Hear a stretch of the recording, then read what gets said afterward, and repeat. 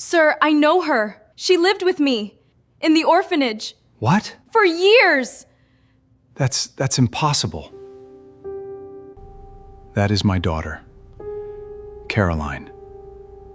She disappeared in October 2002. She was 4 years old. You must be mistaken. My daughter is gone. Sir, I swear to you, I am certain it is her. She grew up with me.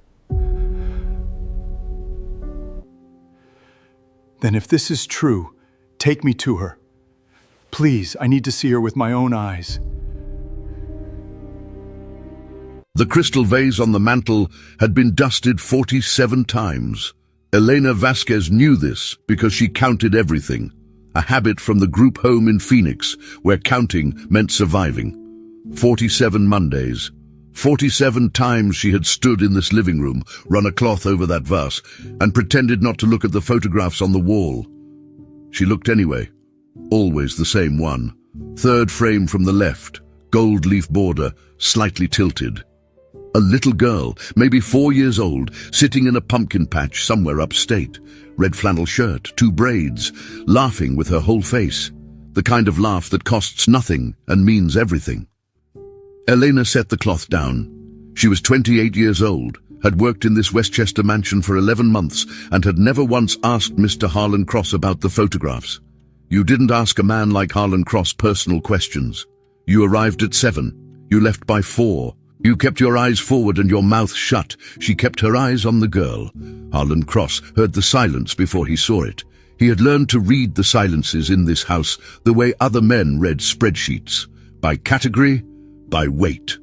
The silence of an empty room was hollow. The silence of grief was dense. The silence of someone standing completely still in front of Caroline's photograph was the one he had spent 12 years learning to ignore.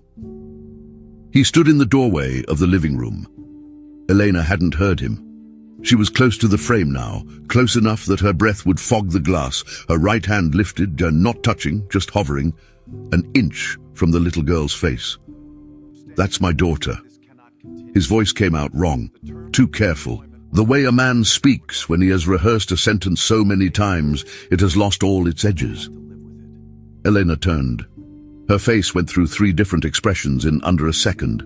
Surprise, apology, something else he couldn't name. "I'm so sorry, Mr. Cross. I wasn't—" "Caroline." He said the name like he was handing something fragile across a counter. "She disappeared in October 2002. She was 4. Elena didn't move. He waited for the usual response. "I'm so sorry. That must be devastating." The careful, polished sympathy of someone who wanted to say the right thing and get back to work. He had heard it 1,000 times. He had learned to receive it without feeling anything. Elena said, "The pumpkin patch in this photo, that's on Route 44. Harlan Cross went very still. "Past the Millbrook Diner," Eleanor continued, her voice barely above a whisper. "There's a split-rail fence on the left side. The owner paints it white every September." She looked at him. "I know that fence." "How?" Not a question. A word dropped into the room like something falling. "Because I grew up 2 miles from there." Eleanor's hands were shaking now. She pressed them flat against her thighs. "In a group home on Old Route 44. We used to walk past that pumpkin patch in October. Every year. There was a girl who came back." Her throat moved. "She came back every year for 6 years. The staff said she'd been abandoned near the property. She didn't remember her name. She didn't remember anything from before." Elena stopped. "We called her Cara. The crystal vase on the mantel shook.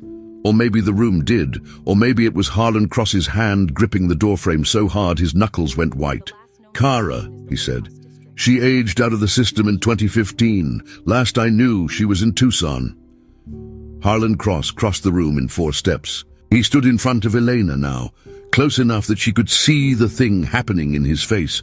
Not collapse, not tears. Something older and slower than either of those. The specific agony of a man who has held a door open in the dark for 12 years and just seen a light come on.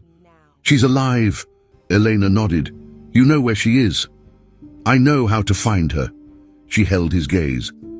She doesn't know who she is, Mr. Cross. She's never known. Whoever left her at that property in 2002 made sure of that. The silence in the room changed, became something new. Not the hollow silence or the grief-dense silence. Something with a pulse. Harlan Cross reached into his jacket pocket and set his cell phone on the table between them without taking his eyes off Elena's face. "Tell me everything. Start from the beginning. We're going to Tucson tonight." They flew out at 9 p.m. on a Thursday. By Saturday morning, Harlan Cross was sitting across a diner table from a 26-year-old woman named Cara Simmons, who had his wife's eyes and his mother's hands and no memory of a pumpkin patch in October. By Saturday afternoon, a DNA test had been submitted to a lab in Phoenix. By Monday, the result came back with a 99.9998% match. The little girl in the gold leaf frame had been found. Her name was Carolyn Cross. She had been missing for 23 years, 3 months, and 14 days, and it was a housekeeper with a habit of counting things who had known, without ever being able to say why she kept looking. That some photographs don't hang on a wall by accident.